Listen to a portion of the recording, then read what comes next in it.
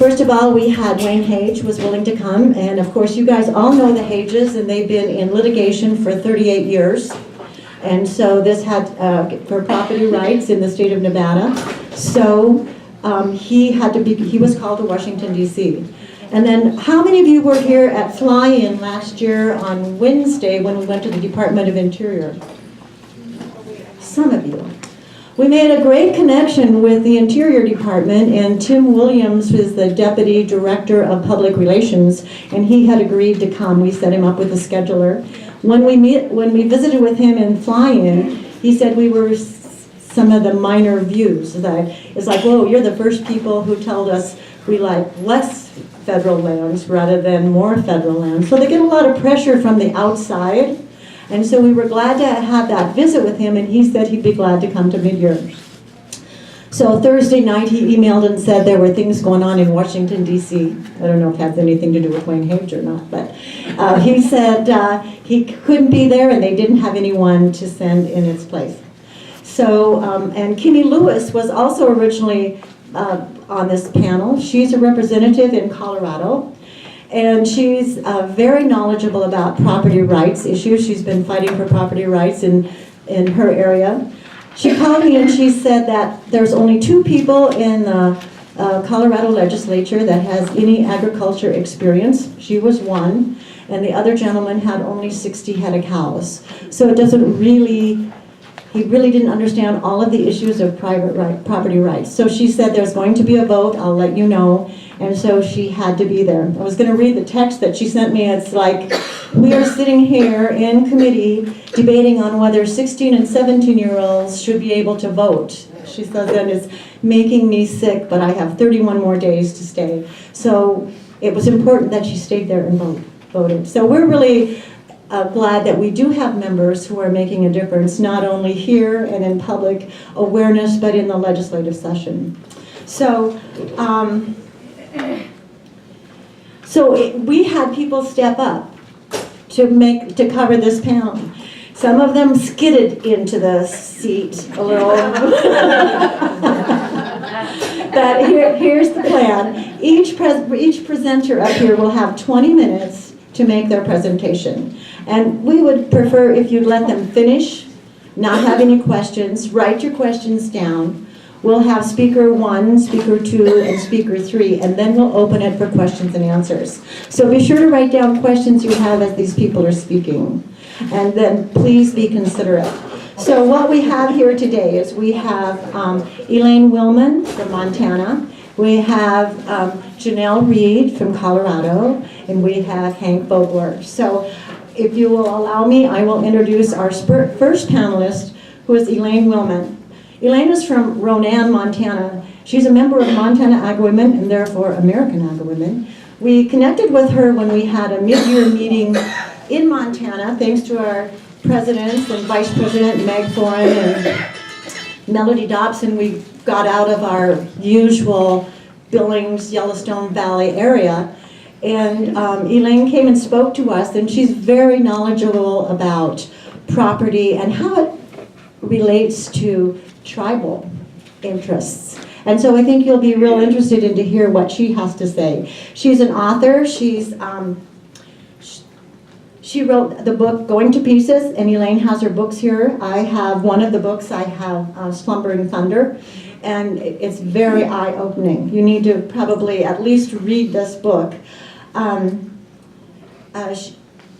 She received a master's in public administration from Cal State University in '91 and is working on her doctoral public policy. Having lived in the western United States and within 3 Indian reservations for 30 years, Elaine has extensive knowledge about federal Indian policy, land use status within the Indian reservations, dual jurisdiction and constitutional conflicts that impact the rights and lives of tribal families as well as other American citizens. She's of strong Cherokee ancestry. Her spouse is of Shoshone ancestry and a descendant of Sacagawea's adopted son, Basil. She served as National Chair of Citizens Equal Rights Alliance from 2001 to 2007 and remains an active board member. She has lived on 3 Indian reservations for the past 30 years, the Yakima, the Oneida in Wisconsin, and currently resides in the Flathead Indian Reservation in Montana. Please join me in welcoming Elaine Willman. Thank you, Karen. I'm almost speechless. When Karen mentioned that I was invited to come and meet with the Montana Agri-Women in Shelby, Montana, a little over a year ago, some time ago. And Laura Lee, I want to take a moment and introduce my sidekick and the gal that makes everything possible for me. Laura Lee O'Neill is here with me, and she's videoing this. And Laura Lee has a masterful website that you might want to pay attention to. It's called thiswestisourwest.com. Just run the little words together. thiswestisourwest.com. And we post on that website things that are attacking property owners, small communities, agriculture. We post what's happening everywhere. My background and my whole focus has always been on federal Indian policy, but I'm not here today to really talk about that so much. When Karen invited me to come and talk, I thought I was really intimidated because of the meeting in Shelby. I speak all over the place. I mean, both coasts, Plymouth, Massachusetts, way out in Dunakino, Lincoln, Reagan dinner. I speak all and do workshops and stuff. But when I met those women, about 30 women, at a meeting up in Shelby, and we had an all-day workshop, business meeting and workshop. Those were some of the brightest, most engaged, knowledgeable adult women I've ever met anywhere. And Laura Lee and I left the place really talking about that group's got their act together. That group has structure, but they have fluidity in terms of evolving issues and tracking things, and they just knew so much about everything. And to be honest with you, you could put what I know about farming in a thimble. You know what I mean? So she's asking me to come to speak to the leadership of Agri-Women about farming. I'm thinking, oh crap. You know what I mean? So I'm not here to speak about farming. You guys have all that expertise. You got that. And you track that and you know what's going on out there on the ground on your land. What I'm here to talk about, just a kind of nutshell, because I only have 20 minutes and I could talk with you guys for days. I only have about 20 minutes to focus, just identify major forces that have targeted property rights and that are wiping out crop production in this country. Some of those forces are internal within the United States. Many of them are external, coming at us from the United States. And so that's why it is so enormously wonderful that you folks are on the ground already. You're seasoned, you're knowledgeable, you're everywhere, and you can kind of keep your eyes open. And my commitment to your group is that I wake up every morning, I just wake up every morning to raise hell. I'm done raising my kids. Don't have to worry about my grandkids, even have 2 little great-grandchildren. But I'm loving my senior years because I've retired, I'm not a public employee anymore, so I'm not muzzled. I get to wake up every morning and just do what I can, learn what I can, go where I want, and share it everywhere I can. And so I'm just delighted and thank Karen and all of you folks for letting me be here. Just a little housekeeping thing. Both of the books, the Going to Pieces book, remember the movie Thelma and Louise? There were a couple of wacky bots. The Going to Pieces book is a road trip I took with a young videographer. Cammie Beal and I drove from Washington State to New York across 17 Indian reservations. And we were going to do a documentary. And we'd drive one day and film the next and drive one. It was a life-changing trip.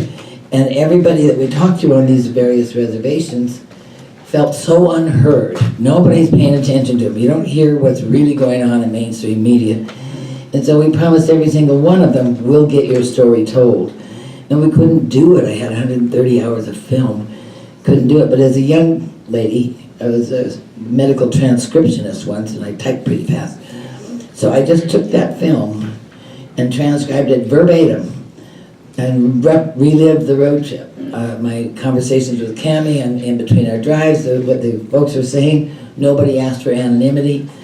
And it really gives you an eye-opening picture of the enormity of how these Indian reservations and tribal governments are affecting the country.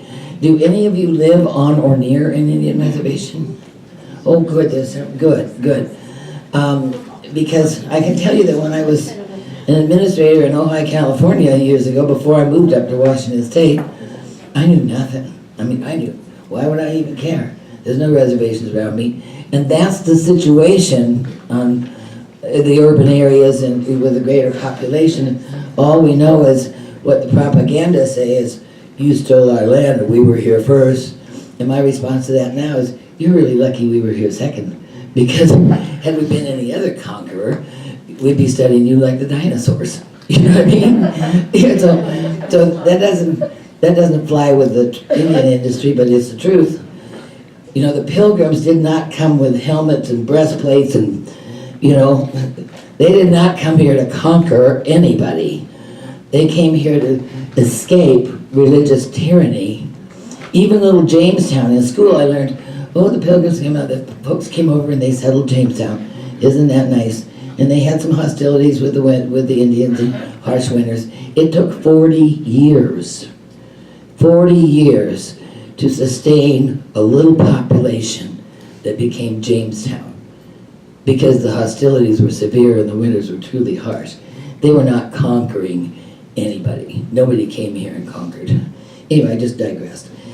Back to the forces that are affecting you. One of the biggest ones that are, you know, there are these new, well, let me start with your major river watersheds, because agriculture has to have water, and there's an awful lot that's just removing available water for irrigation and stock ponds and such as that. One of the things that happened, if you can visualize a map of the United States, you know that on the eastern states, east of the Mississippi, there's very little federal land, but in the western states, they're all abundant with federal land. That was all supposed to be disposed to the new states upon statehood, and wasn't. And by 1973, the feds said, we're not only not disposing the federal land, we're passing the Federal Lands Management Policy Act, what they call FLPMA, 73. We're going to manage those federal lands. Well, that did a huge economic disservice to all the western states, because there's an awful lot of farmable land in the federal lands. That did a huge economic blow to the western states. The other thing that happened in 1904 that has affected everything about our power and water was, as these new states were forming up in the west, the Secretary of Interior then was a fellow named Albert B. Fall from New Mexico. He's most known for being the first cabinet member impeached in the Teapot Dome scandal.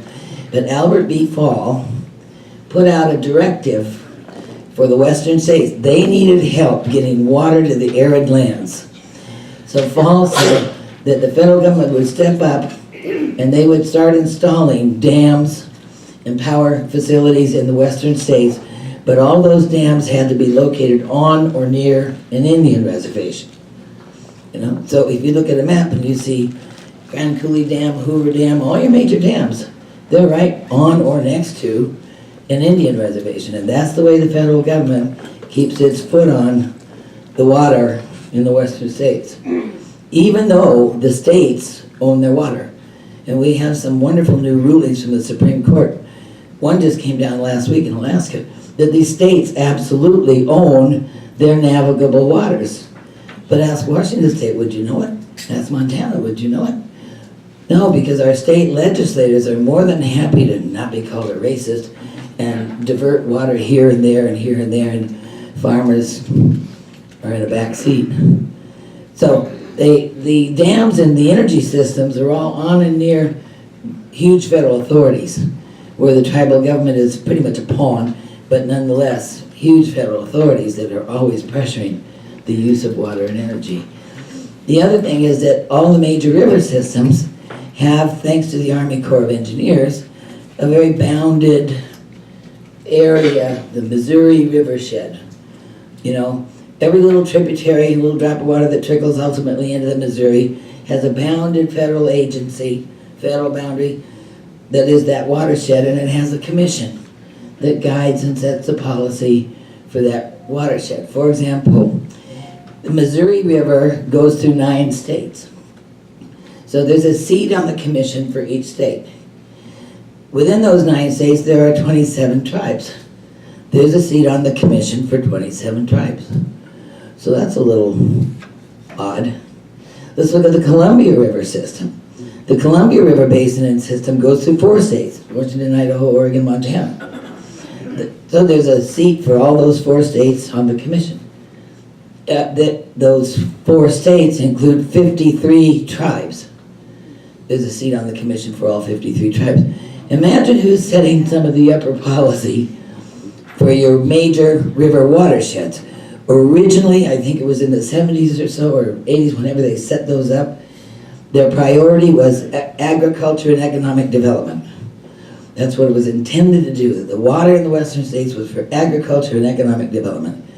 That has shifted under the past 2 administrations to cultural resources, habitat, tourism, recreation, and further down the food chain, there might be a little water left over for irrigation and agriculture. So there's some big policy shifts that kind of taint the game before you on the ground can open up your irrigation lines. You know, these are forces that are in play. Some of the brakes have been put on, and I see that in the recent administration, the current administration, a lot of this stuff has been stopped, and there's some repairs trying to happen. But a lot of those long-time, 30, 40-year bureaucrats that are out in the fields with the BLM, the Fish and Wildlife, the Reclamation, those long-time bureaucrats are still out there, raising holy hell with landowners and property owners. You got the biggest experience of that. Well, you've seen it with the Hages forever, but it also went down on the Bundys and Hammonds. And just last week, I got a call from some wonderful people outside of Stevensville, Montana. They have about 3,000 acres, some forest, some pasture. They do farming and cattle. And she received out of the blue a notice of a hearing they have to attend. You know, just a notice of a hearing that they're, and the hearing is about the U.S. Department of Agriculture removing the water rights from their patents, from their lands. Just hits them out of the blue. Doesn't say, hey, we're looking into this, we'd like to talk to you. Just, you know, show up at this hearing because we're removing, the federal USDA is removing the water patents from these folks' lands.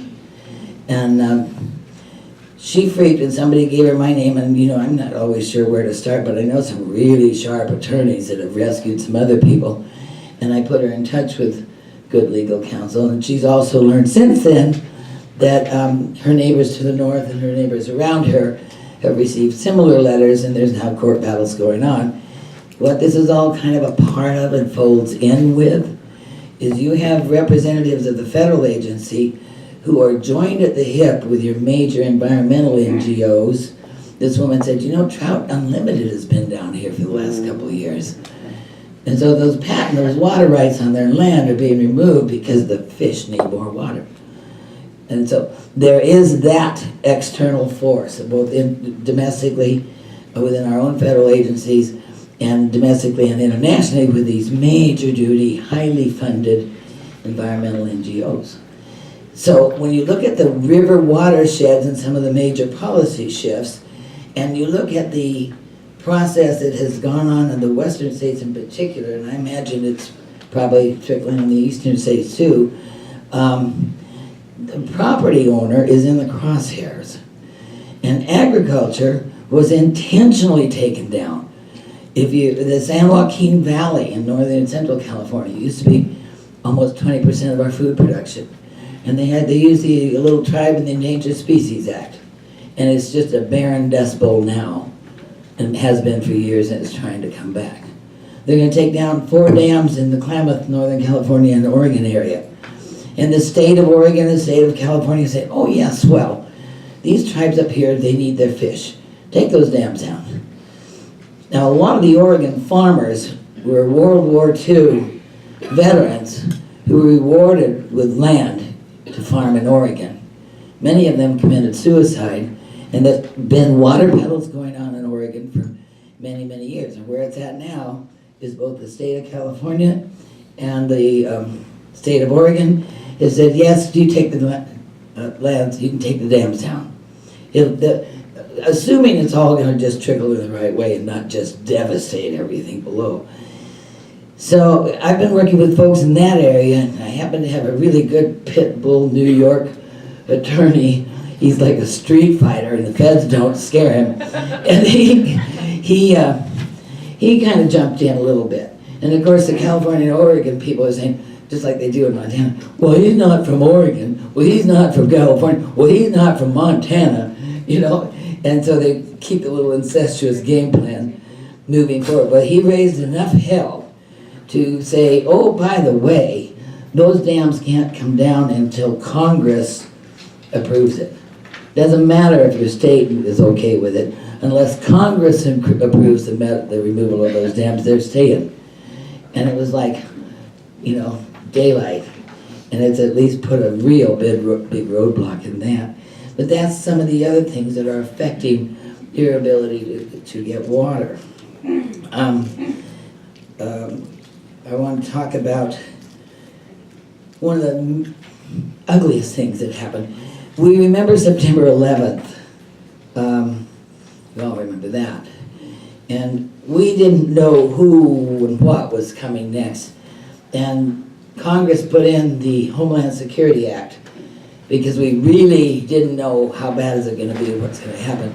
And within the Homeland Security Act, there is statutory language that says, in the event of an emergency, the executive branch can militarize the otherwise benign agencies.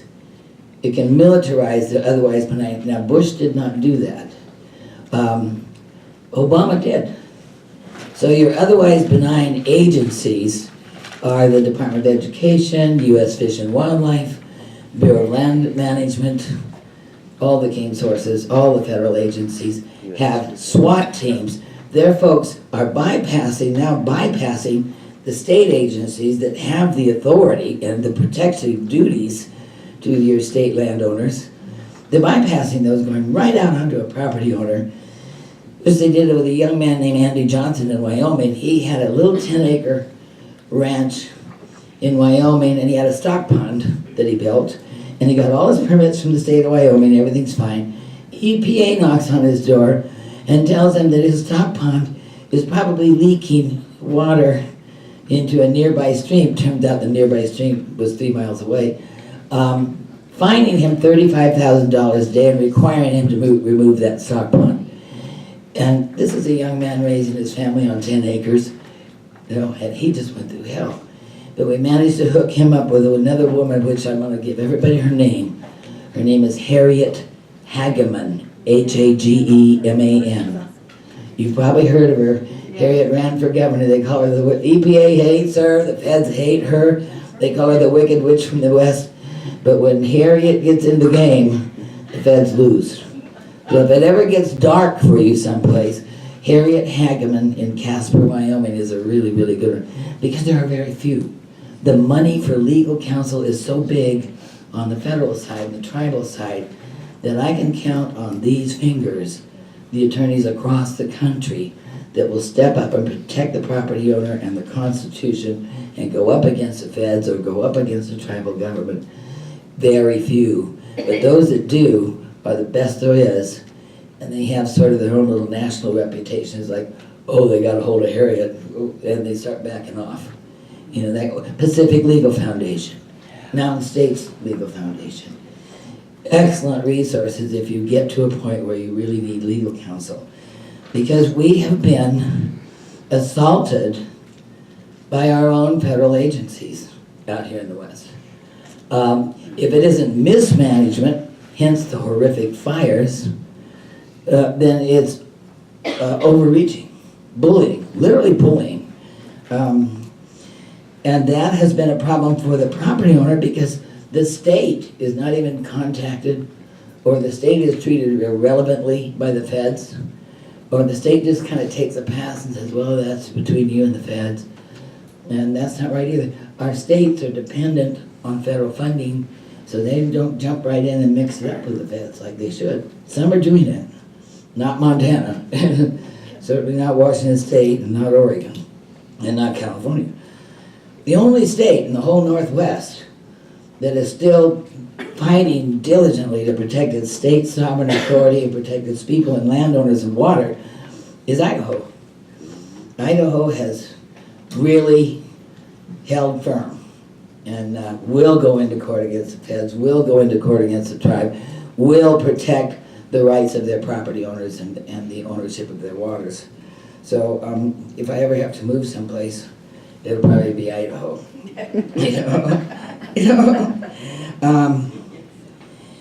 There is some good news. I want to make a commitment to you. There is some good news that is trying to happen, and some of it is with this little organization that I've been a member of for 20 years, Citizens Equal Rights Alliance. We're just a small group. We're not a wealthy group by any means, but we study constitutional law, Indian law. We hear from tribal members who are completely abused and have no civil rights or constitutional rights within their government. We try to help and provide resources to our tribal members, but our issue is with our state and federal decision makers. Everything that tribes are rolling out beyond what they should is only happening because a state or Congress or a federal agency is letting them. Tribal governments cannot make these kinds of decisions on their own. It's the people that you and I elect that are pushing the spread of tribalism and land jurisdiction. And when the tribal government has the land, that land is out of the state tax base and it's no longer part of the republic form of government. There's no constitutional rights in there. It's like a moth eating cloth spreading across the various states. Washington State has 31 tribes. Washington State tribes totally control the waters, totally control the fish, totally control the governor's office, the attorney general's office, and Olympia. Because there's another thing that tribes can do that the Federal Election Commission allows them to since 2000. Tribal governments, now your county government, state government, cities and towns cannot write a check to a political party or a candidate. Governments may not participate in elections. Tribal governments can and do enormously. And they have all kinds of free money because the American taxpayer, we're talking 573 tribes, the American taxpayer funds all the basic services, health, education, tribal courts, tribal law enforcement, all the basic services, and then gave them a gaming monopoly, tax exempt. It's that gaming money that is buying legislators, buying lobbyists that wander through Congress continuously, and land and litigators. And that's the force that is reshaping and absolutely attacking property rights, agriculture, everything possible. Those are just some of the pieces. I can see you're telling me I need to sit down, shut up now. So those are just little nutshells. As I said, I would encourage you to get the book. There's also 2 handouts over there. One of them it expands a little more upon these external forces hitting ag and property rights. And the other one is a scary thing. Remember I said the dams in 1904 on Indian reservations? Under the previous administration, President Obama decided that the cultural similarities between Native Americans and Middle Eastern countries is really good economic development. So now, tribal governments on their private lands can do business for 75 years in a lease with Turkey, Saudi Arabia, and they're all right by our dams and power centers. So that's another handout to pick up there. Thank you very much. And she has, like she said, you can talk for 2 more days or whatever and write probably 20 more books. Elaine, thank you for all of the insight you've shared with us. So we'll have time for questions afterwards. So perfect. So the next panelist comes to me kicking and screaming. So But when I first met Janell Reid, she had just come to, did I meet you at Syngenta or just at a meeting first, maybe? The first Colorado Agri-Women meeting in Okay. 2010. A founding member of Colorado Agri-Women, 2010. She served as president of Colorado Agri-Women. She's currently vice president of Colorado Agri-Women. Serves on the beef committee for American Agri-Women. Since Janell has been a part of American Agri-Women, she's just added so much richness and so much experience. She is a ranch woman from Ordway, Colorado. She ranches with her husband, John, and her son, Chip. And I think I'm going to keep the introduction short because she's going to do a little bit of self-introduction on herself. But no one really understands property rights as much as someone who lives on the land. And I think Janell is a great person to, whether her presentation is long or short, she'll be able to answer your questions. And I think one of the greatest things that a person can leave behind is the legacy. And with her son Chip and her daughter Sarah as president of California Women for Ag, I think that just shows a lot about what kind of an individual and woman she is. So please help me introduce Janell Reid with Colorado Ag. Thank you, Karen. Like she said, kicking and screaming. Kimmy emailed me yesterday and said, can you fill in? And I'm like, I don't know, sure, I'll try. Not even thinking that this would be what I'd be filling in for. Because Kimmy has more knowledge about property rights in the tip of her little finger than I have. I have volumes of notes, but she keeps them here. That's not my talent. So I told Karen, I said, I don't know what to talk about. There's so much stuff and I don't know what to say. She said, tell your story. So that's what I'm gonna do. But first, I wanted to say something about, I was looking this up this morning, and did you know that 70% of the world's population resides on property to which they have no formal claim? 70%. Is that the world? The world. Oh. That just blew my mind. And that's why I do what I do. What source was that? I found it in, and I'll find it for you. I was reading an article, I read like 14 trying to figure out what I was going to say. And then Karen says, just tell your story. I'm like, oh, okay, I can do that. And it won't take 20 minutes, well, it may. I don't think it'll take 20 minutes. In 2003, my son, he and his wife had come back to the ranch. They married in 2000. And my son was trying to get involved in the Colorado Cattlemen's Association. He went to 3 conventions, all of which were in highly resort towns, Glenwood Springs, Steamboat Springs, if you know anything about Colorado. And he would try to present a resolution to help ranchers keep what's theirs and not be forced into regulations that are costly, way costly, and would affect our ability to make a profit. And I'll never forget the first time he came back. He's like, Mom, do you know what they did?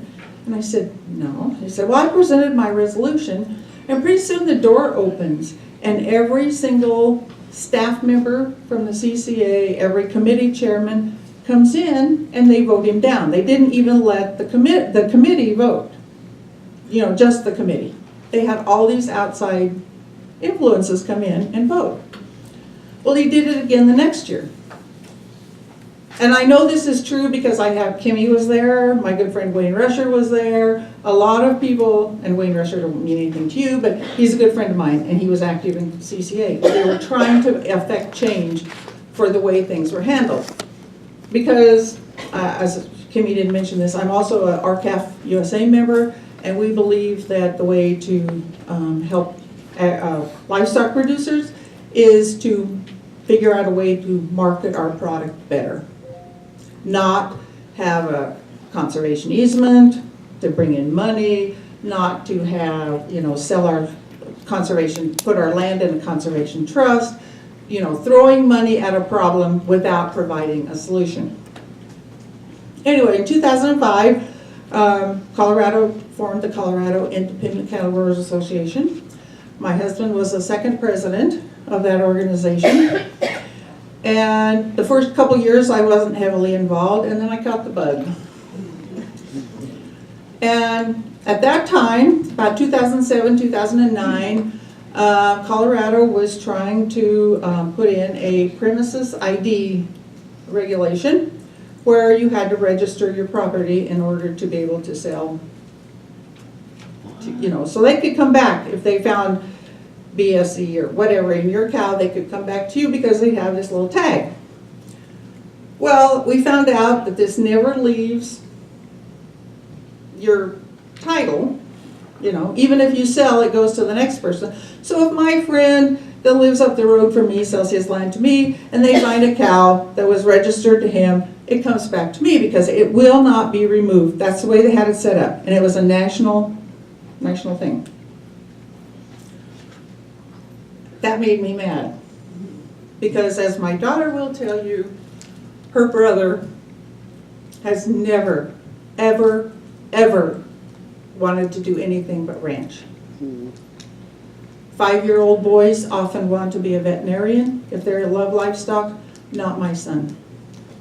He wanted to be a rancher. I have 2 grandchildren, age 15 and 12. I can't believe it. And they want to ranch. And it's my goal to do everything I can to help them maintain their property. And it's just been a constant drip. And it's not just the land, it's a constant drip. In Colorado has turned into California in 4 short years. I'm sure it's taken longer, but it seems like 4 short years. In our legislature this year, we had a bill sponsored by Representative Lewis to label what they call fake meat, not put meat on it, because meat is from an animal. That's a property rights issue, lady, because that's your property. And they are infringing on it by making a cultured protein into meat. Also in Colorado this year, just passed a red flag bill,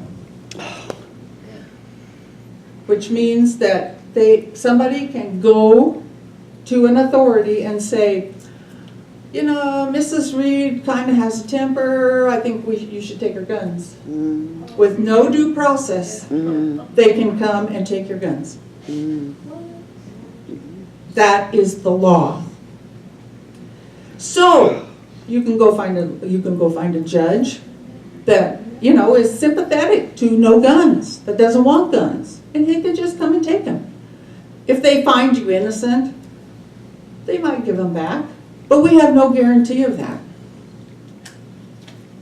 That's a property rights issue because we are entitled as United States citizens to have guns by the Second Amendment. It's interesting to say over half of the counties in Colorado, the sheriffs have said, we're not going to enforce it. We are just not going to enforce it. And it turns out from a class I took on coordination several years ago, I found out the county sheriff has the most power of anybody in the United States. So I think we have a leg to stand on.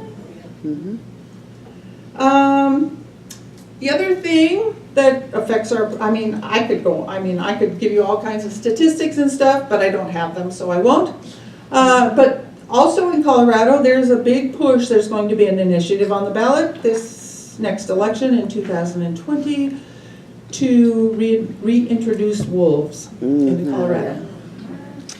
They've already done it several places.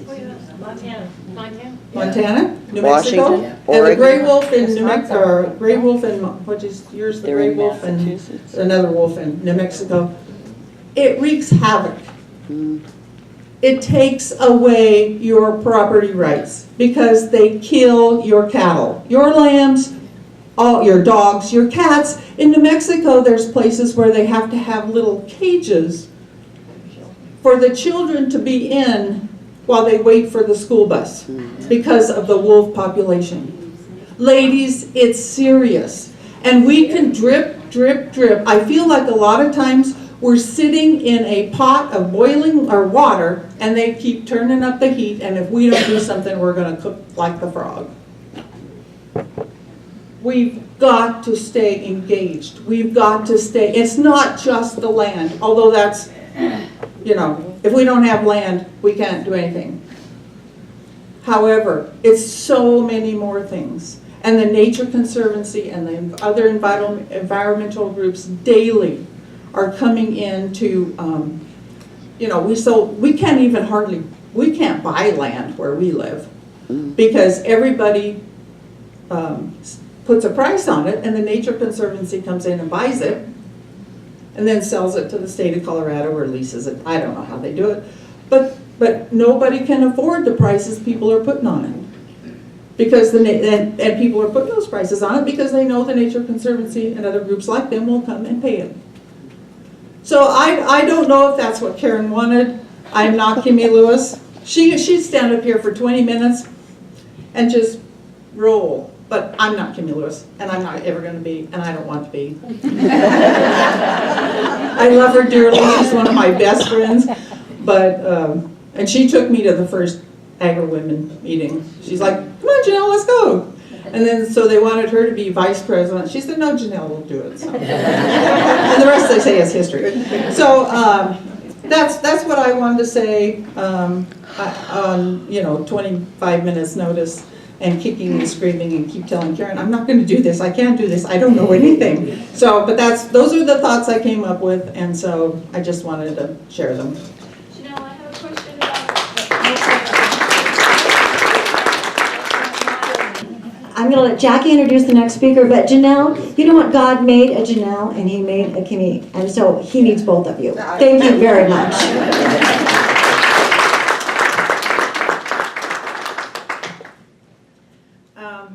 I know most about old Nevada.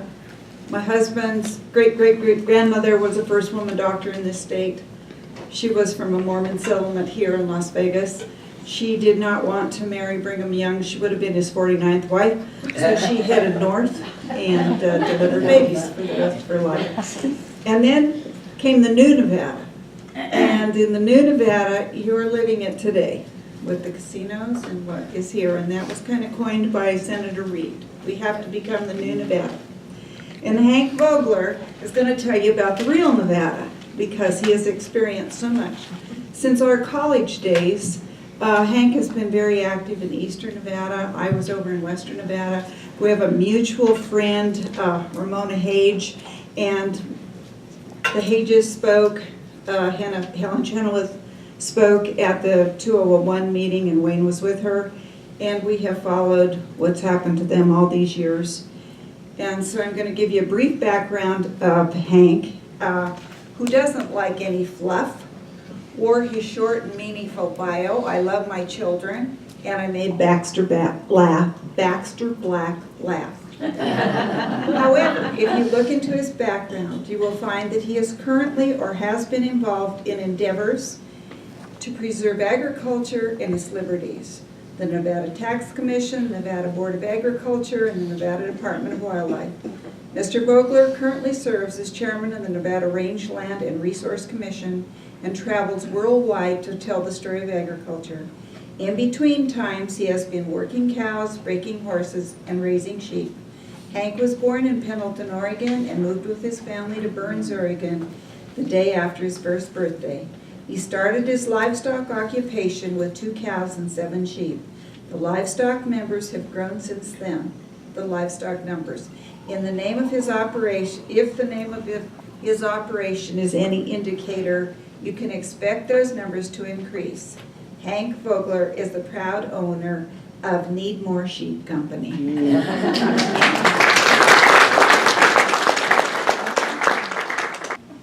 I have a confession to make. Hank couldn't be here. I'm his evil twin Honk. But I'm way more fun than Hank.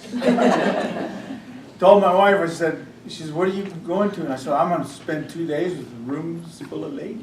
She didn't understand that. She's from Chengdu, China. So anyhow, I don't know where to start. Everything has been said. Do I cry on your shoulder about Southern Nevada Water Authority building a pipeline that will be 8 foot tall, that starts at my house and comes down here? They never even made an offer on me. I'm upstream, so I'm collateral damage. For some amazing reason, Harry Reid went through endangered species, went through anything he wanted, and put this map of a pipeline on there that will make a sand dune out of all of eastern Nevada and western Utah. And not a blip on the screen. Miraculously, my range con turned out to be a hydrologist, and her husband turned out to be a hydrologist. I wonder if they grease the skids. You know, we have allowed there to be a two-tiered system in our justice. I always thought it was we the people to form a more perfect union. Not perfect, but a more perfect union. And now we're finding out that there's this elite group. If you're on the inside, you got to slam. And I truly believe that the Bushes never had any trouble with an expanding big government. They were in the elites. It was easy for them. You know, you can imagine, GW or getting on the phone, any of them. Yeah, I was over at the Canasta tournament, and Brad and Biff were talking to Buffy about this Endangered Species Act. We'll get that cleaned up over at Kenny Bunkport, won't we? Yeah. Well, they didn't have any trouble. They knew who to call. They had everybody on speed dial. But now, fortunately for us, we have all finally been affected by this. Whether me being in this incubator called Nevada, that we have all these different federal agencies. I ran into them in eastern Oregon before that happened. U.S. Fish and Wildlife Service were fighting over where the meander line of the lake was, Malheur Lake, which is an internal lake. It does not run interstate. So there's no controlling federal authority. This lake drowned out everything I had put together after I graduated from college. It all went under this lake. I was one of the boat people. Moved to the driest state in the nation, now in a conflict with Southern Nevada Water Authority over who's the big dog. Well, guess who it is? They spent $63 million buying ranches. It's just absolutely mind-boggling. If you are not in a federal land state, you just have no idea. Food is the new weapon. We made a weapon that was so horrific. Russia shoots up its 7,000 missiles, we shoot up our 7. There's no winners. So what are we doing? If the government can get to control of agriculture, only 0.5% of the people are producing almost 80% of the productivity. 0.5%. That's minuscule, you know. And I always say that ladies started agriculture anyhow. Men just went hunting and fishing all the time, and they had to do all the work, take care of the kids and all of that. And they started agriculture. And it's the foundation of every civilization. You can't create a language, you can't create any kind of engineering project or anything without surplus agricultural production. But only 10% of the world is conducive to agricultural crops. The rest of it is uplands or deserts where you have to have animals. Well, what are we attacking now? The new Green Deal, cow farts. Well, guess what? They belch. That's the problem.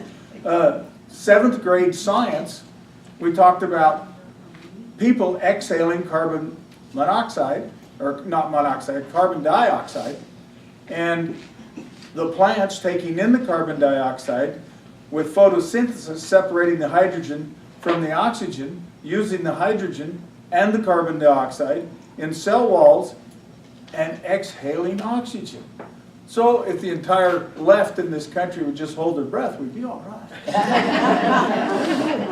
Be better. But anyhow, I mean, it just goes on, the attacks. The U.S. Fish and Wildlife Service flooded out eastern Oregon. Well, kind of like Forrest Gump, I was leasing land from Dwight Hammond on the Steens Mountains to run my sheep. And he and I were sitting at his reservoir in 1981.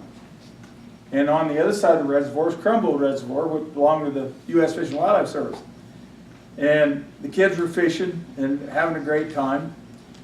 And all of a sudden I said, you know, Hammond, I said, if you run a ditch right across this ridge, you could put Davis Springs into your dry crumble reservoir. Well, he said, I couldn't do that. And I said, well, we talked to the water engineer because he had some country that was being drowned out also. And the water engineer said that they have to go under the same rights as anybody in the state of Oregon because there's no federal controlling authority in the Great Basin. All the water runs within the basins. Oh, he said, that'll never work. And I said, I'll bring my transit next week. So the next time I went to tent camp, I brought a transit. We shot a ditch. Sure enough, got her right over the hill into his reservoir, which had a less dependable water. Fish and Wildlife sued him. He won. That's the crux. That's what started everything with the Hammonds. Stevie was 11 years old, for crimini's sake. And from then on, anything that burned in the Steens Mountains areas were the Hammondses. They were picked just like the Hages were picked in Nevada. Just like, you know, I was in China and I looked across and I could see where I grew up. And there's Wright's Point coming out into the valley. I didn't understand what was going on TV. I had to call back to America to find out what in the devil was going on at the Malheur Wildlife Refuge headquarters. Now, whether you agree with what the Bundys did or not, there were probably people that didn't believe in Lexington and Concord, or didn't believe in Paul Revere saying that the British were coming, or any of the rest of those things. You realize that only 13% of the population at that time in the United States participated in the revolution. Now, are we in a revolution? I hope not. I don't think we need to have those kind of things. Guess what? We've got a junkyard dog for our president. He runs up and down the aisles, he pees on every tire. If you get too close to the fence, he barks at you. He has no fear, but guess what? Nobody's stealing hubcaps. Nobody's taking anything out of the junkyard. You know, and so all you have to do is listen to the nightly news, find out who hates him. It's very easy. It's not property rights. It's not anything else. It's control. It's control. And that is the issue. When the press, right here in Las Vegas, you can walk down the street and ask anybody in this town, what about this pipeline? Pipeline. Yeah, they're going to spend $20 billion as taxpayers' money in the state of Nevada to build a pipeline to bring 80,000 acre-feet of water down here, which won't satisfy the last 5 years' growth in Las Vegas. So the day they turn the water on, if they got it tomorrow, you'll be out of water the next day. Are you going to spider web all across the state and dry up the whole state, or what? And they look at you like you're from outer space. You know, they think you've got tinfoil in your hat. They have been absolutely, completely shaded from this issue. They can, for 25% of the money, they can trade with California for a desalinization plant. They can get it. They just have to run it in management, and they already have the infrastructure in the Colorado River. So what's the point of that? Well, if they go to California, there could be federal oversight. You know, all these hypocrites that say that they don't know about federal oversight, they know. And Nevada doesn't want federal oversight because most of it's a Great Basin. So it just, I mean, it just spirals. Are they trying to get rid of ranchers? Well, there's a lot of people that can make a probative argument that the reason the Taylor Grazing Act was put into operation, or whatever you want to call it, it was called the Land Office. It was going to only run until they disposed of the land or gave it back to the states. Now it's the Bureau of Land Management, all these other things. The true reason was to get rid of the sheep guys. Now there's something your federal government has accomplished. We had 60 million head of sheep in this country. Now we have 3 million breeding ewes. In the state of Nevada, we had over 1 million head of sheep. Now we have 70,000, and 12 people control 90% of it. So they did it to us, but it's not enough. We want to put wild sheep on your summer range. We want to put desert sheep on your winter range. And how are they going to do it? My range is supposed to have 38 horses in Elko County and 127 in White Pine County. There's 2,100 last count this fall, or this spring. Well, guess what? 2,100 are going to have pups here in a few days, and there's going to be 3,000. Then there's going to be exponentially more and more and more. And it looks like this floor. We're bringing our cattle home every day. We're buying over $1,000 worth of hay every day to feed the cattle that we're bringing home. And fortunately, it's finally greening up enough that it's not as intense as it was 3 weeks ago. Well, they could very well put me in the Hage corner, in the Hammond corner, whatever. It's just a matter of time for all of us. We have all, you know, when I was a kid, if you had a 5,000 acre fire, it was big news. This is big news. We have 100,000, million acre fires. And it's just, wow, how'd that happen? Global warming? Well, if we do have global warming, for God's sakes, think about it. There'll be more evaporation over the oceans. If the Bering Sea opens up across the top of the United States and Canada, things from Europe, trade, they'll save billions of gallons of fossil fuel because it's shorter to go up that way and come down. If you have more evaporation over the ocean into the clouds, comes over land, washes away the pollution in Las Vegas. They've had one of the wettest winters they've ever had. But it also creates more grass. And more grass creates more oxygen, which makes more feed for animals to feed everybody, because we're going to have to take care of the vegetable terrorists. We're going to take care of them. We're going to have to raise rutabagas and turnips and beets for them. And the rest of us, thank God, are going to get to eat lamb and beef. It'll be good. It'll be all right. We'll make it. But, I mean, it's just absolutely, I mean, it just, you start reading that stuff. You know, to me, where's the ladies from Illinois? Okay, I live in the desert, 51 miles to town, 160 miles to Elko. And it comes on the TV that some guy in Chicago, somebody's wearing a MAGA hat. I don't think there's anybody in Chicago that has a MAGA hat, is there? Yeah. Maybe 100 miles out of town, but not in Chicago, for God's sakes. Yeah. And at 2 o'clock in the morning are looking for a black guy to beat up. Yeah. Are you kidding me? Yeah. That was not rocket science. I mean, I don't know who put him up to it or how or why, but that is the dumbest thing I ever heard. So if sheep herders could figure it out in the middle of the Nevada desert, how in the world did that man get exonerated from anything? Oh, well, he's part of the elites. He's up here with the rest of us. You know, we're down here with the great unwashed. We get the crumbs. It just goes on and on. Have I burned up all my tickets? No, I'm just standing. How about like 5 more minutes or Okay, so? whatever you'd like. I can do this. I'm like my dear. You know, you did, whether you knew it or not, you had 2 Indians on your panel. My grandfather traded a horse for my grandmother. When I was a kid, I used to have to play gin rummy with him all the time. And he chewed Peerless, and if you beat him, he'd kind of swallow it. But anyhow, they'd get in an argument over something, and she'd say, "You cheap old bastard." And he'd go, "Now, Pearl, that was a damn good horse I traded for you."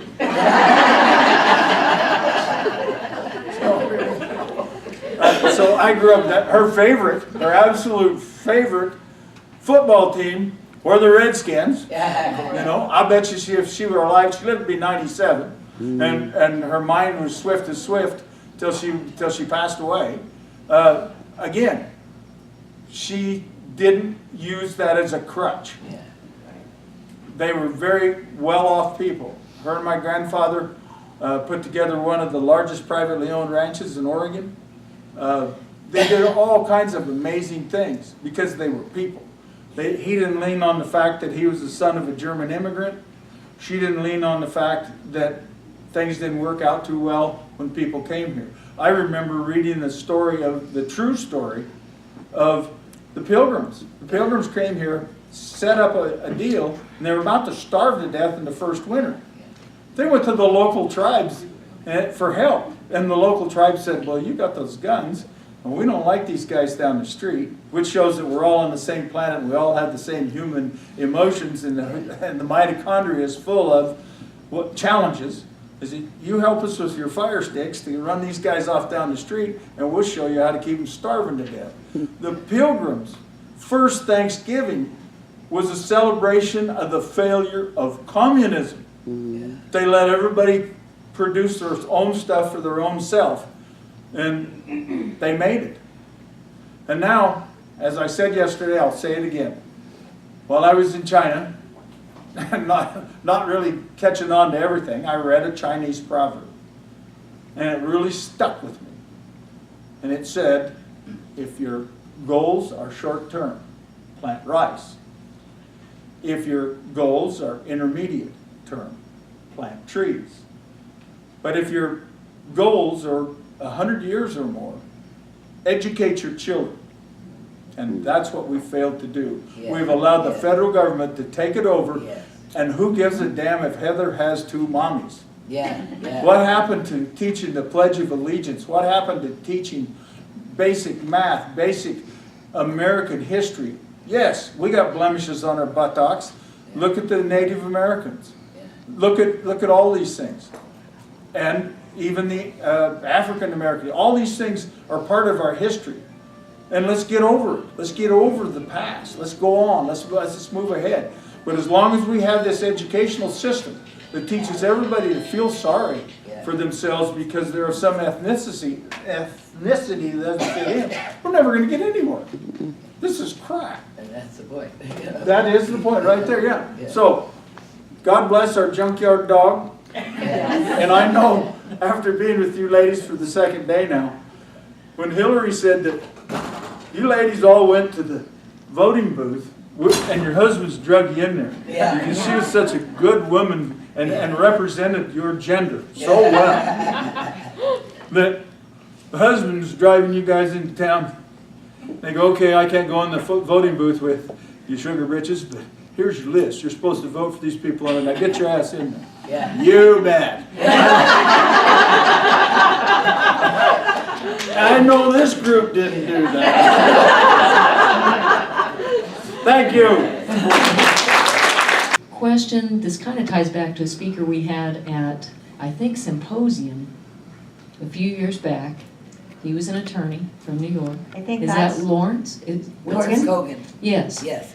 And one thing he spoke of in one of his efforts on a water rights case, I believe in the state of Washington, he had been researching, and that's where he found evidence of, and I don't remember, there was one tribe in particular, and I think 2 that he mentioned, that had sales actually on their tribal lands. They have high concentrations of uranium and plutonium, or is it just uranium? Uranium. And part of their relationship with Middle Eastern countries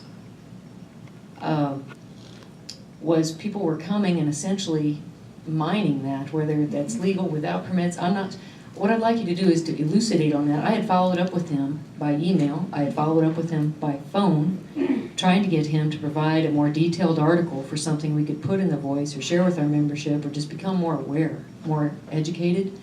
Because the other piece to this, which is fascinating and frightening at the same time, was due to the location of this particular tribe along the Canadian border, Right. was they were able to just walk right out and probably go out through Vancouver or wherever. It was very easy access. I'm not saying it's not hospitable in terms of climate and weather, but how do we learn more about the actual facts behind that? Would that be documented in some law case where we can actually find it documented?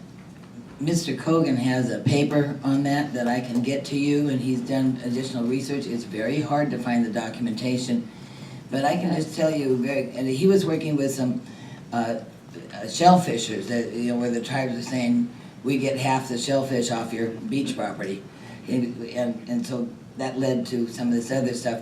But I can tell you that I did a radio talk show about the time I was working with Larry, and was talking about this connection, all of a sudden, that Middle Eastern countries are taking an interest in our reservations.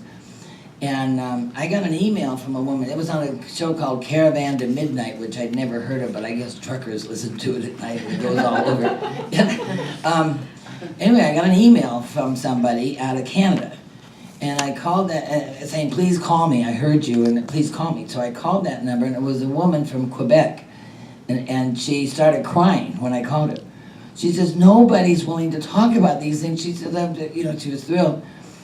And she told me, this is anecdotal, but Larry has hooked up with her and they've got some more research, and there are Canadian professors looking seriously into this. She said that all along the Canadian border of our country, that's where your Indian reserve, your Canadian reserves, they don't call them reservations, they're reserves, and they're all along the lower boundary of our countries. And she says in Canada, it is Iran and Pakistan that is already on the reserves, that already has mosques there, and that are doing that. And she says in America, it is Saudi Arabia and Turkey. Turkey in particular has identified 17 Indian reservations, and the common denominator of those Indian reservations is uranium and plutonium, and very sensitive minerals. And we all know that Hillary sold the uranium to the Russians, but now we can bring in the Middle Eastern countries under federal trust land where state and county eyes can't look or have any authority, and they can do an awful lot of things on their federal trust land with these Middle Eastern countries on these reservations. And if you add to that sanctuary cities across the country, and then these Indian reservations, we're getting polka dotted with people that are not fond of us, and they're near our power and water supplies.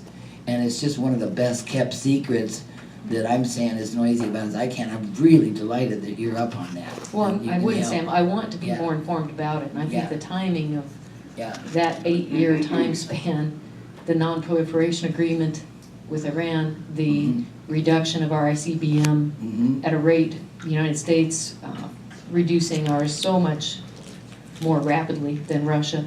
The fact that we signed over our space program and signed an agreement where all of our launches would take place off of Russian soil and canceled all launches. All those things I think were very interesting and just footnotes in terms of mass media coverage. And It's I'm not a called one conspiracy world theorist. Exactly. That's right. One world order and the Agenda 21. And when you're in the elitist group, Yeah. you don't want to get out of the elitist group. Yeah. You want to continue to expand. And so, right now, another Nevada issue. Jimmy Carter said, we'll take all the spent fuel rods for everybody that'll sign a non-proliferation treaty. So we get it from France, we get spent fuel rods from everywhere. In other countries, they grind them up and reuse them. And they last for a gazillion more years, but we're gonna bury them in a mountain over here, Yucca Mountain. Yeah. And they got caught doing it. They've been packing it in already. So, uranium, if you're in the uranium business, is too cheap. You want to drive the price up. Look how much money Hillary got for 20%. Yeah. The spent fuel rods represent a huge amount of usable uranium. Well, and I think within our Agri-Women policy for years, we've had a statement related to federal lands. And I think our philosophy behind it is a lot of our nation's wealth and capacity is locked up in national parks, in heritage areas and so on. Purposely, But we have a policy that says explore kind of all of the above. If there is, responsible mining or responsible exploration. If you took all the mines in the state of Nevada and made a pinprick in the upper northwest corner, it's nothing. If they show you a picture of the hole that they make. But let's talk about a mine that you want to open up. You find gold nuggets as big as road apples, you stake it off, you're ready to mine, you stake everything out, you do some core drilling. You're looking at 5 to 10 years to jump through all the hoops. But now if you want to get fast-tracked, all you got to do is go buy a private property Nevada ranch that's on their wish list, and they'll have you up and running and nothing flat. I mean, this is what's going on. Nature's Conservancy comes in, they trade with the federal government, they get bigger and more wealth and more wealth and more wealth. But what happens? They're taking away private property in the states. 85% of Nevada is federally owned. In the county that I live in is 97% federally owned. And with that, there's no room. They had to do something under the Taylor Grazing Act to allow us to hold water-based properties. Now, much to their chagrin, those water bases are worth a lot. You can hold 1/3 of your AUMs on water because there's not enough private land. Taylor Grazing Act required that you have commensurate property that was private to put the animals on there for X amount of time. they've had to forego a lot of those things over the years because these counties have been so taken away. Well, Eastern Oregon, little town of Burns, there was 1,000 guys worked at that mill. County sheriff, very powerful person. But who does he represent today? BLM, Forest Service, State Highway. They have filled those little towns all over the country. Battle Mountain, Elko, everything is attached to the government. How do you think they're gonna vote when somebody gets up and says we have to honor property rights, we have to do this, we have to do that has to do with private property rights? They vote the guy in that says, free healthcare, Santa Claus. Yeah. One thing I've observed, I think a lot of people have the perception when you're east of the Mississippi, we're not impacted by it or something like that, and I don't think that's the case at all, personally. Good, We're the And haven't Petri for dish. years. good. But I think that one thing, even on the row crop production side, as we look at the implementation of Farm Bill, especially in the last 2 cycles with the conservation programs, in a sense, it seems to me that our independence, our natural independence in production or ranching or whatever we are, actually becomes the noose with which we hang ourselves at a point, because what has happened is that a lot of the non-governmental organizations have figured out how to aggregate producers or animal units or acres in such a way where they can bring to the agency, we will help you get this many acres of X practice, whether it's an easement or not, on the land. So now their money, their funding stream becomes our conservation title through the Farm Bill to be able to be the middleman, right? When we're already doing cover cropping, all right? Our acreage doesn't have to be part of a number. But they bring this in aggregate, and I think that we in agriculture and ranching need to do a better job working together to pool those things on our own, cut out the middleman, and make some good things happen. But Yes. as long as we continue to fight each other and cut each other down and distrust, it's not gonna happen. So I'm waiting for people to come up here and stand up, but I'm gonna sit down now. Thank you, Heather. Great questions as always. So thanks for your comments too. You guys have great insight. Anybody else have a question? I do, Janell. Leslie, sorry. Like I gotta use one of these. And could you identify yourself? Oh, dear God. I'm Leslie, I'm from Sundance, Wyoming, and affiliate group Black Hills Women in Timber. I'm curious about what's been said, what the talk is in Colorado for the beetle kill trees. On public lands, on private lands, have they discussed any kind of treatment for removing the dead stuff and starting regen? Short answer, no. Fire. We are waiting for Colorado to burn down.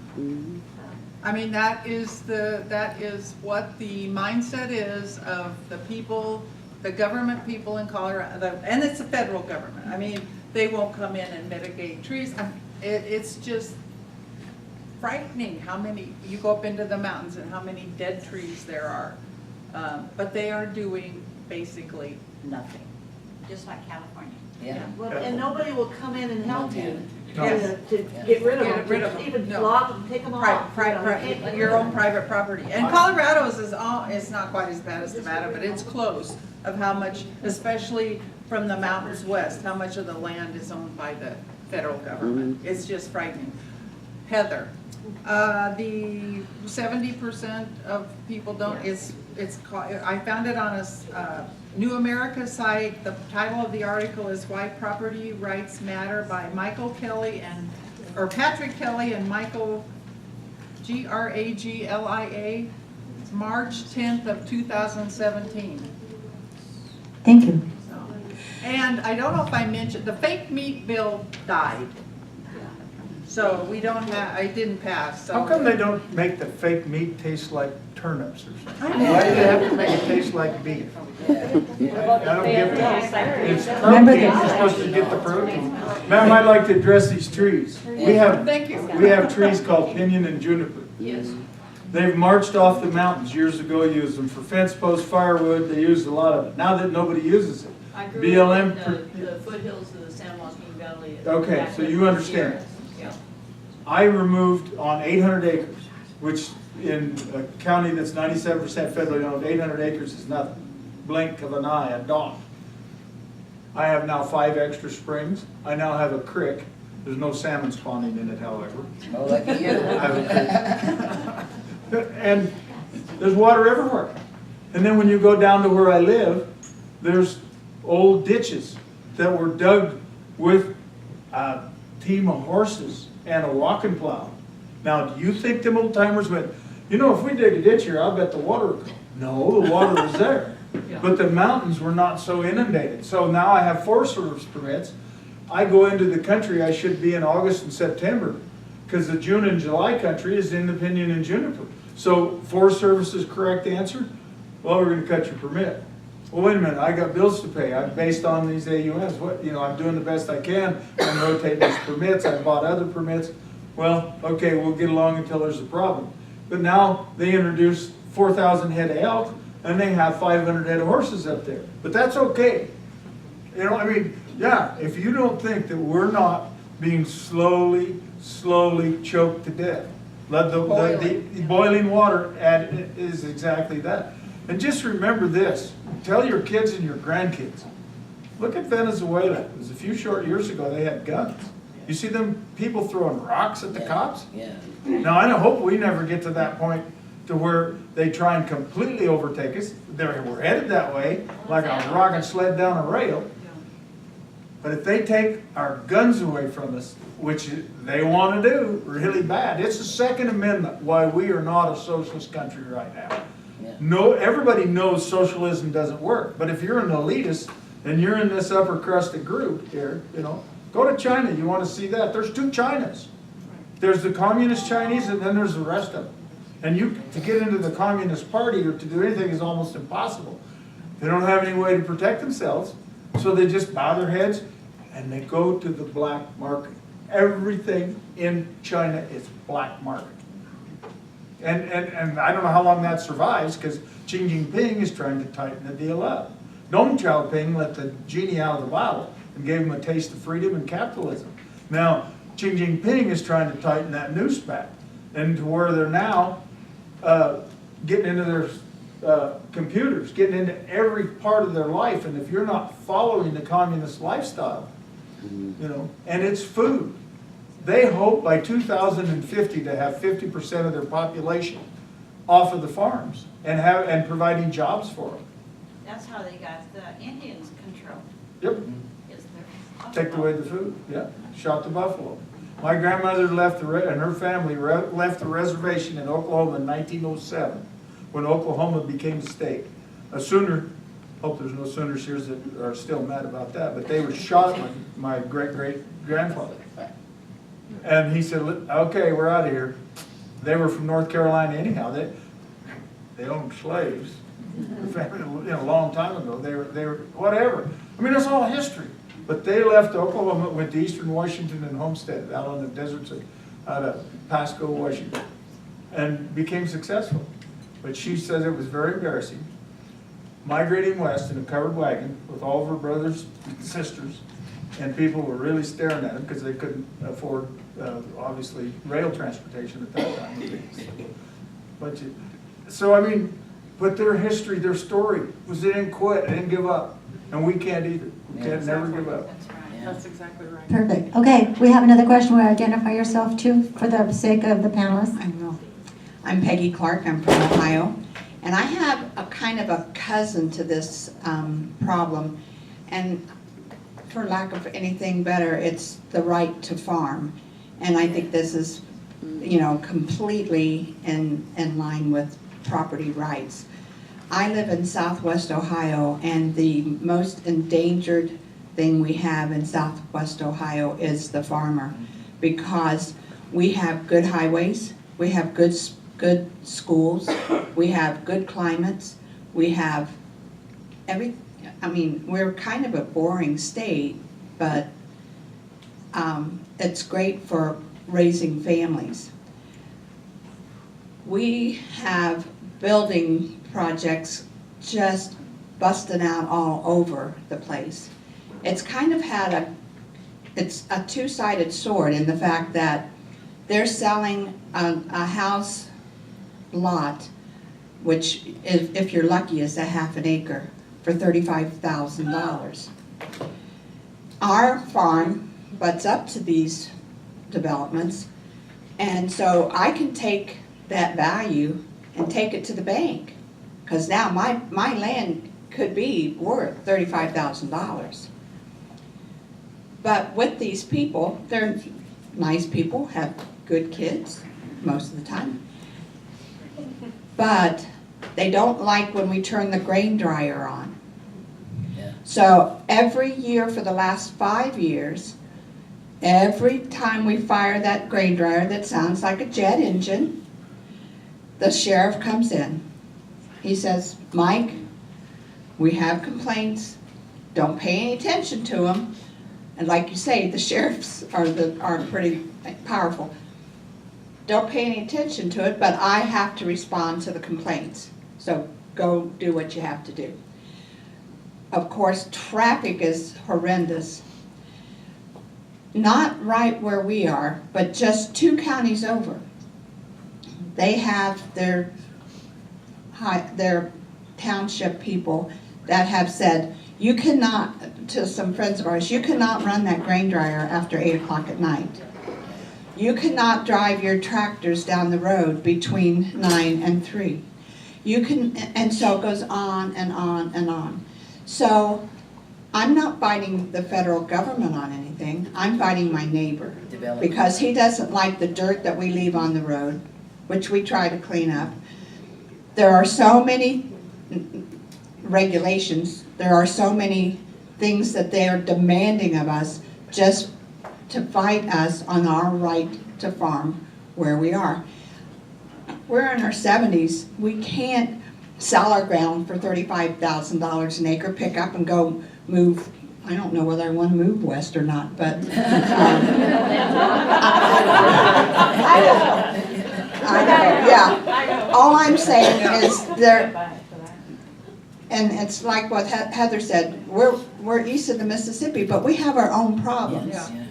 And so this is a bigger picture than just Indian reservations or places to graze your sheep, but to actually farm where you own your ground, where you're going to own your ground. I mean, we have not sold out to conservation easements because our kids might want to sell the land for $35,000 an acre. They're young enough to pick up and go do it somewhere else.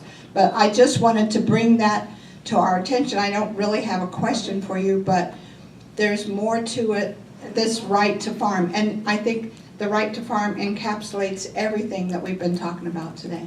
Thank you, Peggy. And on that vein, maybe you want to do a comment too, but would that include the American Prairie Reserve? That's what I'd like to comment on, that and this right to farm.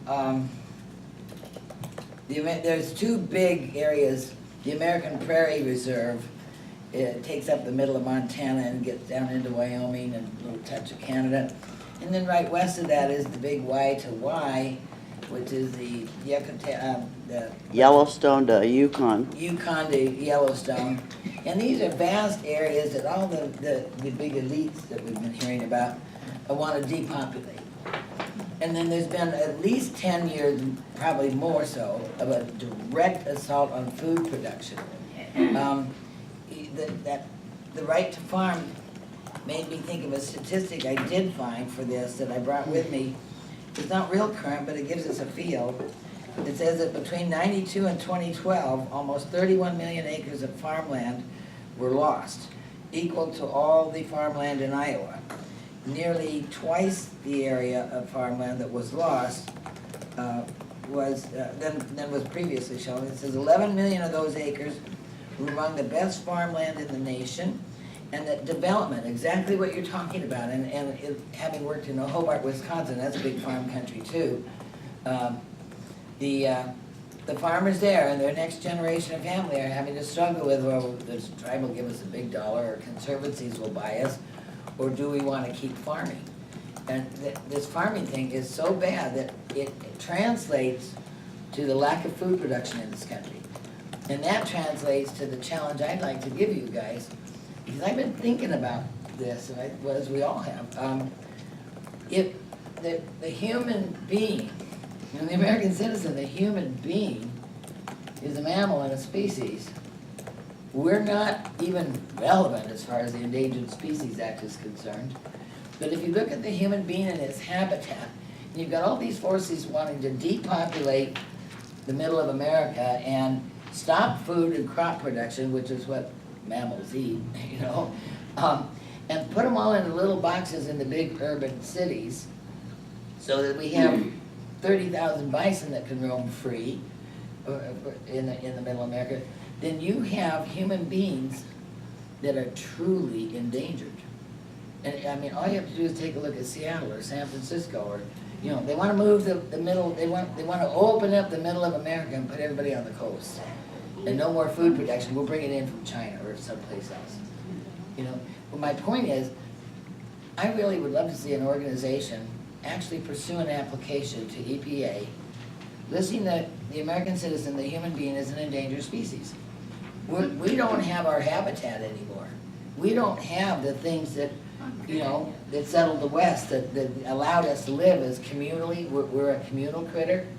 We don't have, our habitat has been extremely threatened.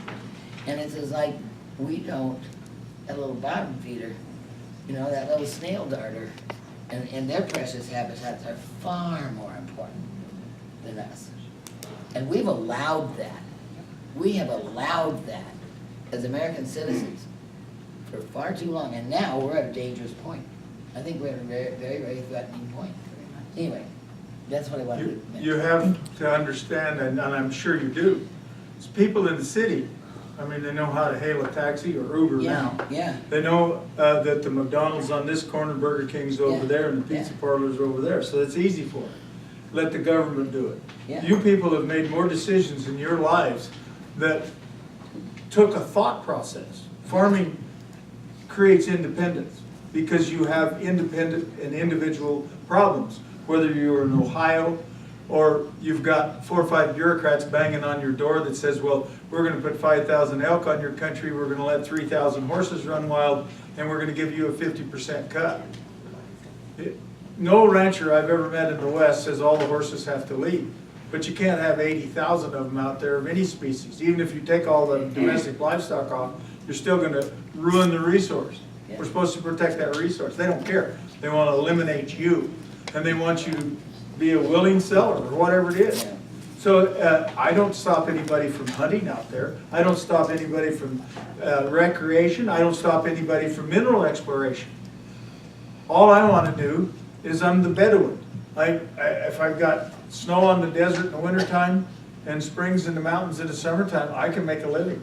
And I can pass it on to the next generation if possible.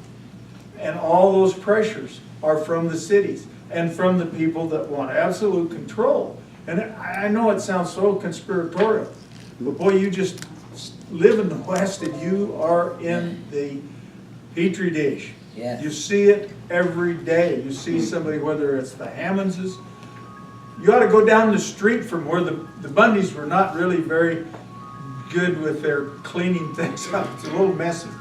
Go down the street and there's a huge community that has Arabian horses. Now, who do you think put the influence to kick Bundy's cattle off of their country?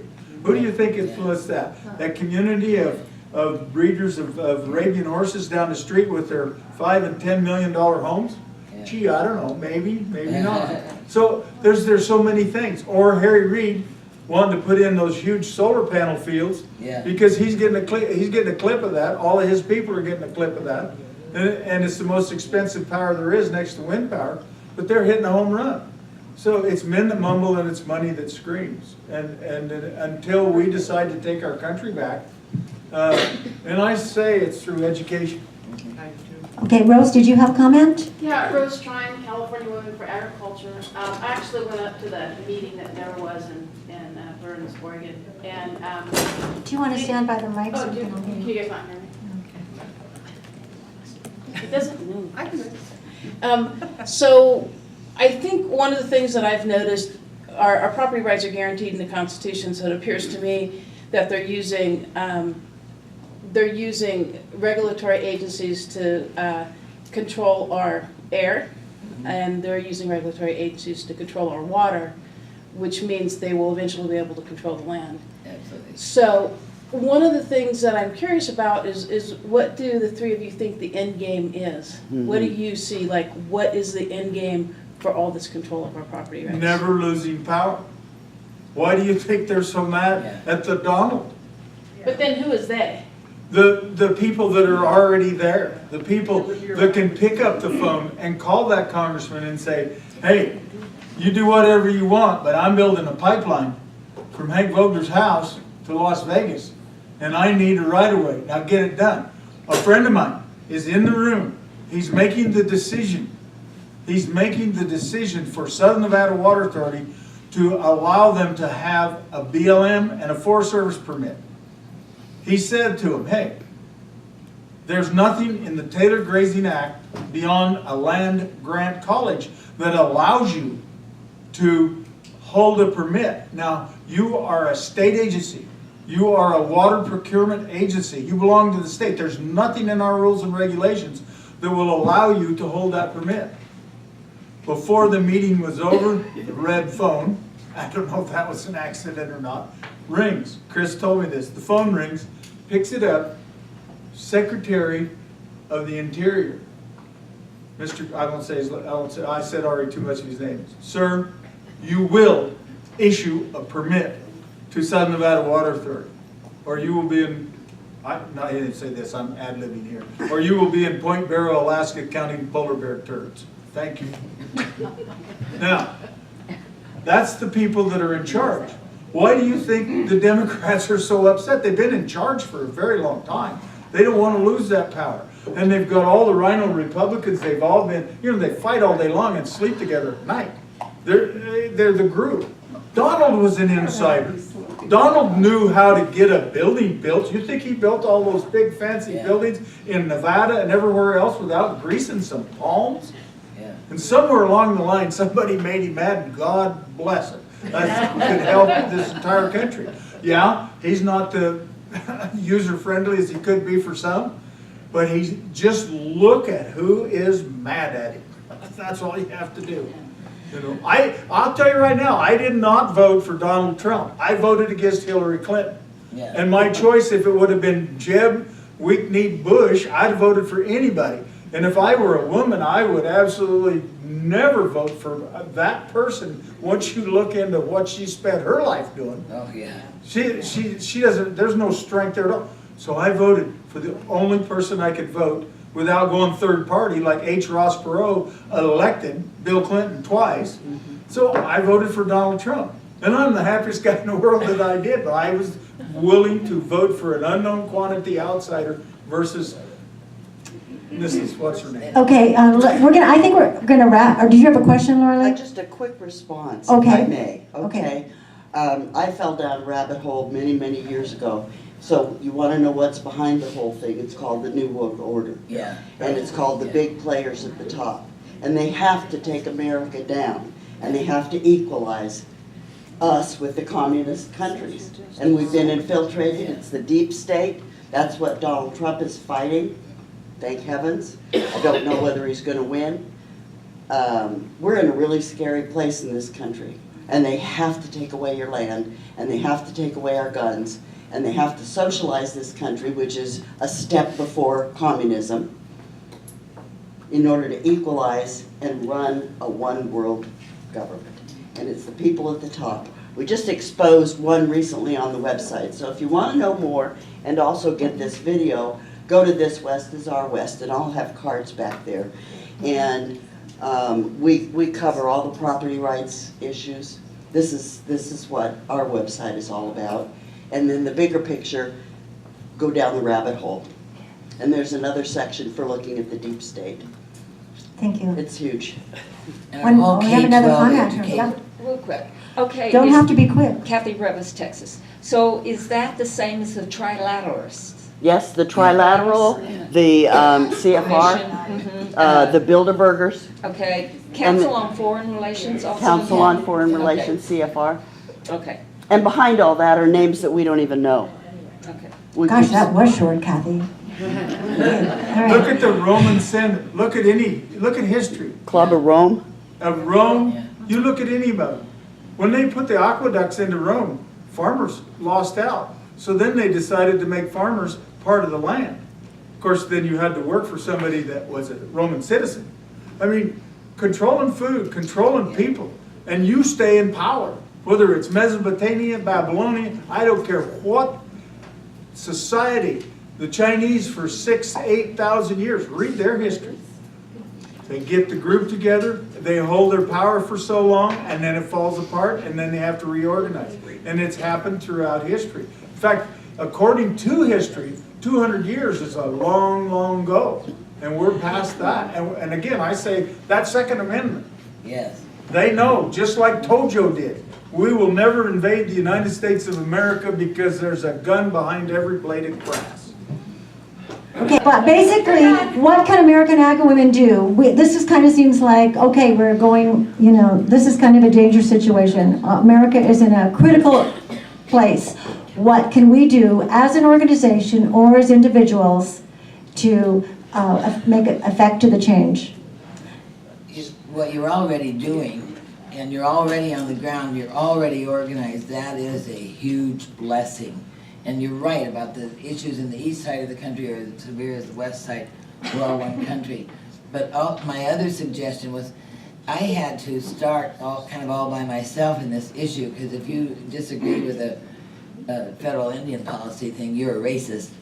And so one of the things I've had to do is allow people to call me any names they want to. I know who I am. And push back. Or they'll call me a name and I'll say, well, that's just a moron without a good argument. What I'm saying is, we've all been so badly muzzled that we must not care who calls us names. We have to use the name America and Americans in sentences more, because it's been removed from K-12 education, and all of America is really bad stuff. And if we don't counter that with noise and don't let the name calling, I don't care if you want to call me an Islamophobe, have at it, because I am. You know what I mean? I don't care what names you call me, because I have free thought and free speech. And we have to use that free thought and free speech with our children, our grandchildren, our neighbors, everybody. We have to get noisy, especially before 2020, or it's over. Thank you. Good. Well, I think just learn. Get involved, stay involved, but don't just learn. I mean, you just have to, look at the issue, you have to learn about what's going on, whether it's in Nevada or Colorado or Ohio or Kentucky. I mean, you just have to learn, and you have to know what's going on. And I think one of the things that I've done a lot of this for the last 10 weeks, I was called in because we had a teacher at our school had a stroke, and so I've been substitute teaching for the last 10 weeks, and which is amazing because it's the first time I've ever had a job off the farm. But these kids I teach a lot of junior high kids and young high school kids, and they want to know. They're willing to listen. And I'm in a school where you can talk to them, but you don't have to do it in school. Reach out and touch the young people, because we can't. I mean, I'm 66 years old. How long am I gonna? I mean, I hope. Be your cage, girl. I know, I'm not. But we've got to train. My point is, we've got to train the next generation. Perfect. And we've got to keep moving. Thank you. Hank, what do you think? Can you do it? Education, that's absolutely 100%. In all coalition governments, communists always want education. And that's the most important thing of all, and all three of us agree on that. The only other thing I can think of to say is shoot low at the pass just in case they're riding shepherds.